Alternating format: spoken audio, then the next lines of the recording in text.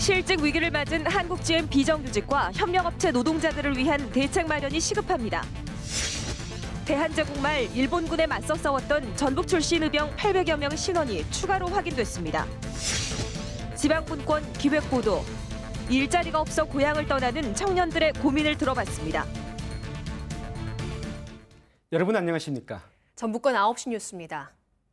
오늘은 99년 전 빼앗긴 나라를 되찾겠다며 거국적인 만세운동을 시작한 날입니다. 되찾은 나라에서 후손들은 그날의 함성을 재현하며 순국 선열들의 뜻을 기렸습니다. 첫 소식 유진휘 기자입니다.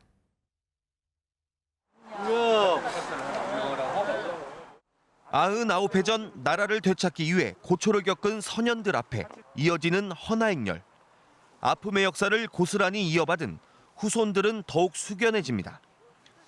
정읍 태인에서 벌어진 만세운동으로 옥고를 치른 25명의 위패가 그날의 희생을 말해줍니다. 한이나 또는 그 눈물이 아닌가 하는 그런 생각이 들 정도로 3.1절이면 언제든지 이렇게 비가 오거나 날씨가 안 좋거든요. 참 3.1 운동을 했다는 그런 근기에 대한 자부심도 있고. 대한독립 만세! 대한독립 만세! 거친 산길을 걷는 시민들이 태극기를 힘차게 흔들며 독립을 위한 함성을 지릅니다. 총칼을 앞세운 일제순사의 진압에도 굴하지 않고 목소리는 더욱 커집니다.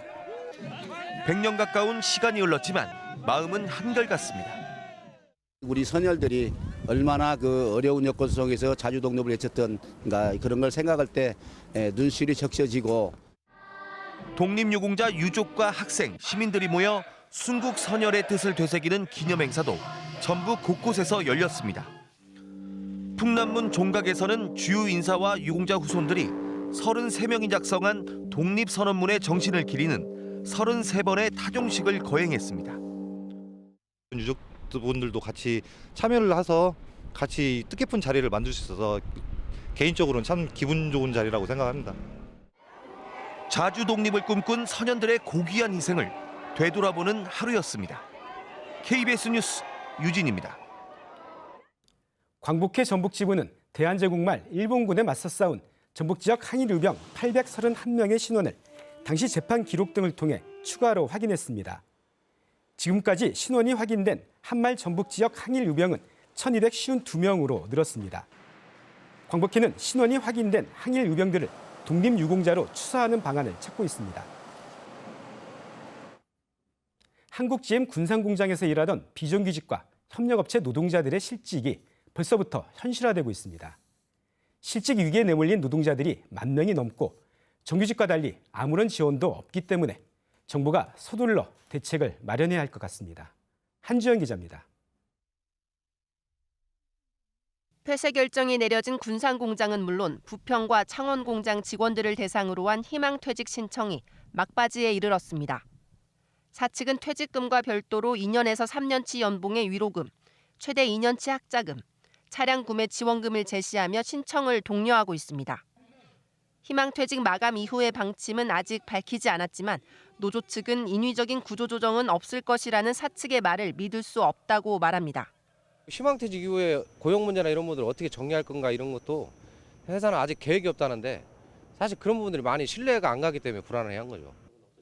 이미 해고 통지를 받은 사내 비정규직과 역시 실직 위기에 놓인 130여 개 협력업체 직원 10,000여 명은 사실상 아무런 대책이 없습니다. 정부와 자치단체가 대규모 실직 사태에 대한 대책을 서둘러야 한다는 지적입니다. 협력업체 직원들은 다 길거리에 내앉는 거죠. 사내 비정규직 200여 명도 똑같습니다. 위로금은 정규직만 얘기돼요. 비정규직은 전혀 얘기가 안 돼요. 똑같은 일을 했음에도 불구하고 그게 문제라는 거죠.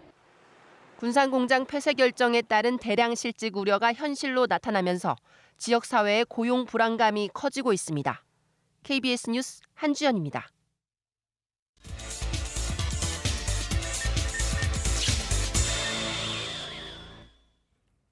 지금 전북에는 고용 한파가 몰아치고 있는데요.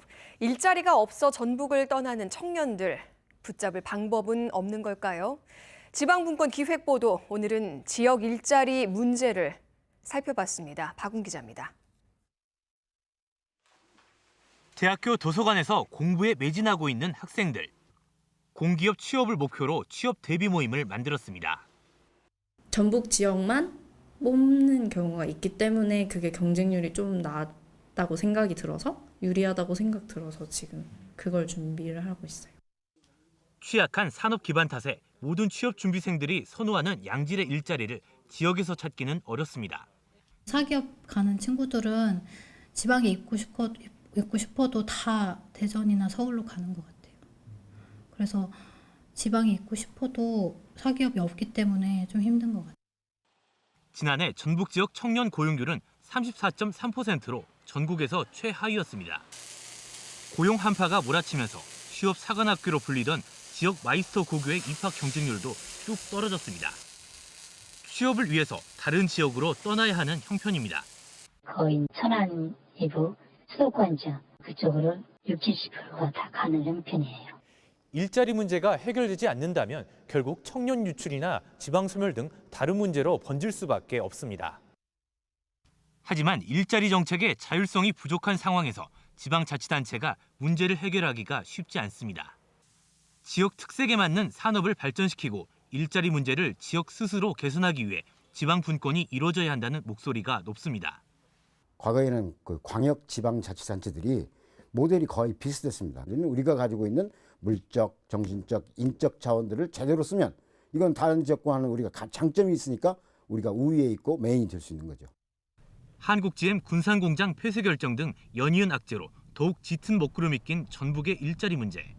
지역 경제 자생력을 높이기 위해 지방 분권에 주목할 때입니다. KBS 뉴스 박웅입니다. 통계청 자료를 보면 지난 1월 전북을 떠난 인구가 전북으로 들어온 인구보다 2,200여 명 더 많았습니다. 지난해 같은 기간보다 1,000명 이상 늘어난 것으로 서울, 부산에 이어 전국에서 세 번째로 많았습니다.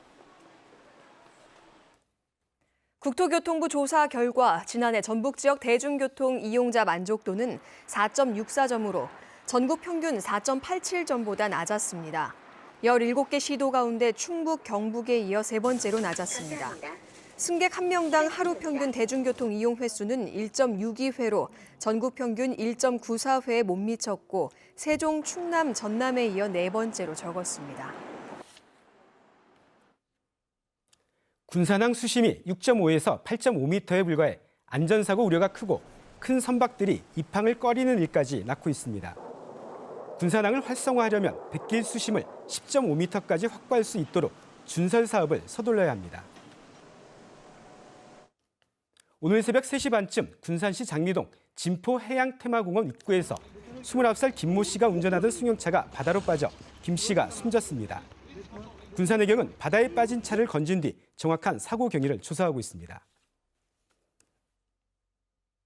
지난해 8월 전주시 내 한 여중생이 너무 힘들다는 글을 남기고 숨진 사건과 관련해 검찰은 같은 학교 학생 5명을 법원 소년부로 송치하고 보호관찰 2년과 교화 프로그램 수강 명령을 청구했습니다. 전주지검은 가해 학생들이 숨진 여중생을 지속적으로 모욕하고 폭행했지만 죽음과 직접적인 연관은 없는 것으로 판단했다고 밝혔습니다.